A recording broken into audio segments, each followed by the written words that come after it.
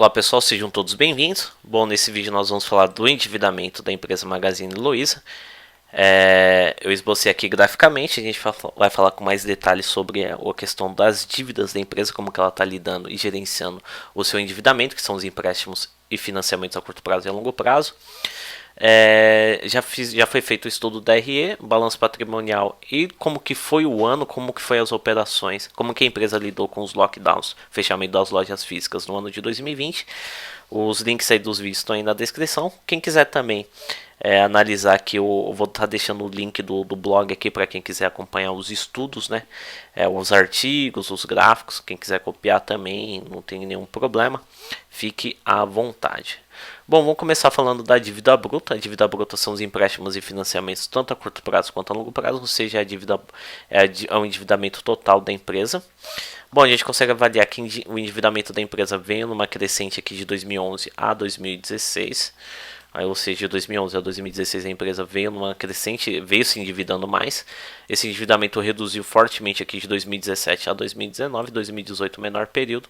E em 2020 é que ela se endividou mais, claro que ela acabou se endividando mais por questão de investimento nas suas operações e sobreviver no ano de 2020, quando 2020 foi complicado para muita gente, e o ano de 2020, mesmo com a empresa com aumento do endividamento, foi um ano muito surpreendente. Bom, aqui a gente tem a dívida líquida. A dívida líquida a gente pega a dívida bruta menos o total de caixa da empresa.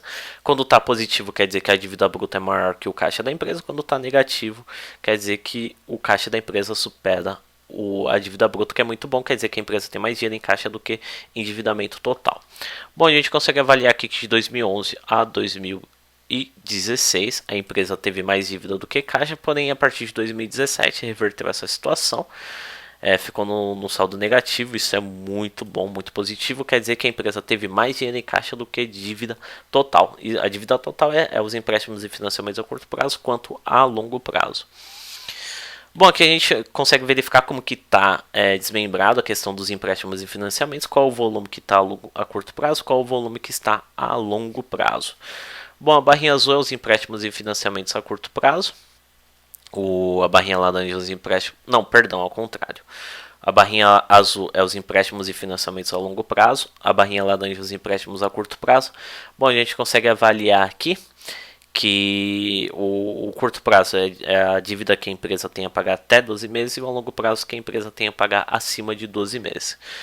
Bom, a gente consegue avaliar aqui que de 2011 a 2016, praticamente 2017, maior parte da dívida estava a longo prazo, ou seja, o maior volume da dívida estava no período a longo prazo, ou seja, a empresa conseguia ter tempo para poder gerar caixa e honrar esses compromissos. Bom, 2018 a 2020, a maior parte da dívida da empresa está no período... Bom, não, 2018... 2019, a maior parte da dívida ficou no período de longo prazo. Praticamente a empresa não teve dívida a curto prazo em 2018 a 2019, a maior parte ficou alocada a longo prazo.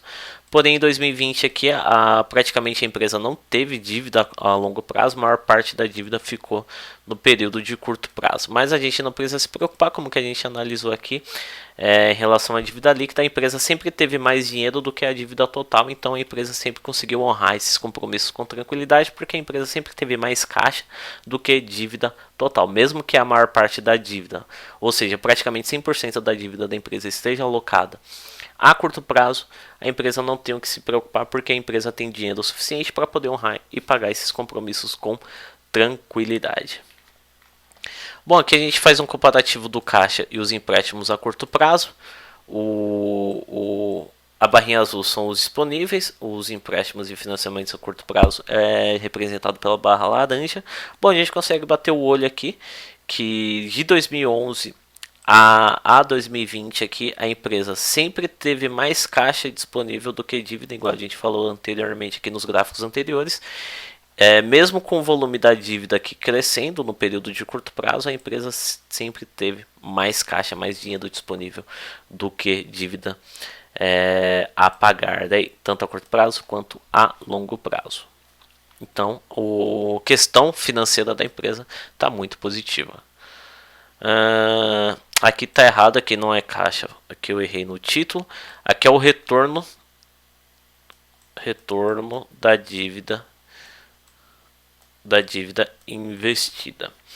Bom, aqui a gente consegue verificar qual é a participação do que eu querendo ou não, empréstimos e financiamentos junto com patrimônio líquido é o dinheiro que é empregado dentro da empresa na esperança da empresa aumentar seus lucros. Então aqui a gente consegue verificar, eu coloco o título como retorno da dívida investida para verificar qual foi o retorno, qual foi a participação da dívida total investida em relação à contribuição do aumento dos lucros, né? Se é que houve aumento dos lucros quando a empresa investiu em empréstimos e financiamentos. Então, o retorno da dívida investida nada mais é do que qual foi o volume de contribuição dos empréstimos e financiamentos em relação ao lucro líquido da empresa.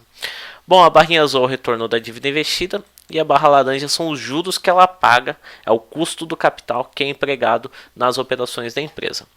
Bom, de 2011 a 2017 não foi positivo, ou seja, os empréstimos e financiamentos empregados na empresa não foram positivos, ou seja, não trouxe retorno, não teve contribuição muito forte em relação ao lucro líquido da empresa, porque não foi positivo porque o retorno que ela teve, a contribuição que os empréstimos e financiamentos deu para o lucro líquido não foi suficiente nem para cobrir o custo desse capital, ou seja, os juros foram maiores do que o retorno da dívida investida. Porém, de 2018 a 2019, essa contribuição aumentou, ou seja, o lucro da empresa começou a aumentar, operacionalmente ela começou a ficar mais forte e essa contribuição ficou cada vez mais forte, ou seja, veio aumentando essa contribuição e o capital que foi investido através de empréstimos e financiamentos cobriu o custo desse capital, que é essa barra laranja.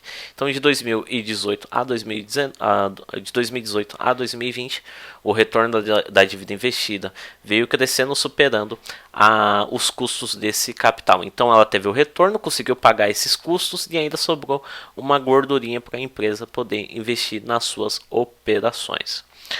Bom, pessoal, termino aqui a análise da dívida investida da empresa, fazendo um resumo alto aqui.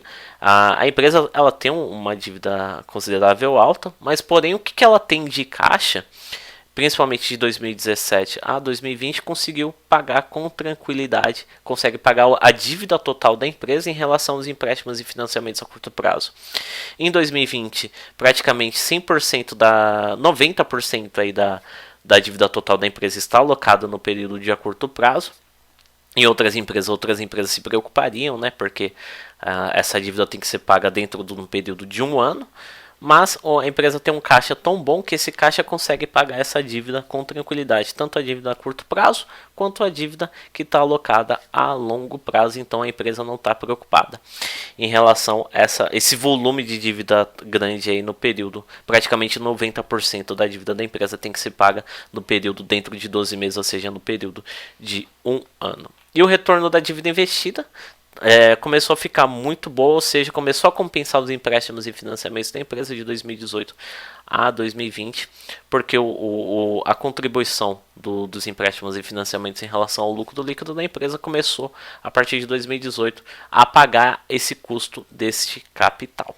Bom, pessoal, espero que vocês tenham gostado. Lembrando, eu vou estar deixando o link aí do blog, quem quiser ver os gráficos aí. Vou deixar o link dos outros vídeos que eu falo do balanço patrimonial, do DRE, e que eu falo também sobre as operações do ano de 2020, como que a empresa se virou no ano de 2020, que foi o ano da pandemia. Bom, pessoal, espero que vocês tenham gostado. Um grande abraço, sucesso a todos. Até os próximos vídeos.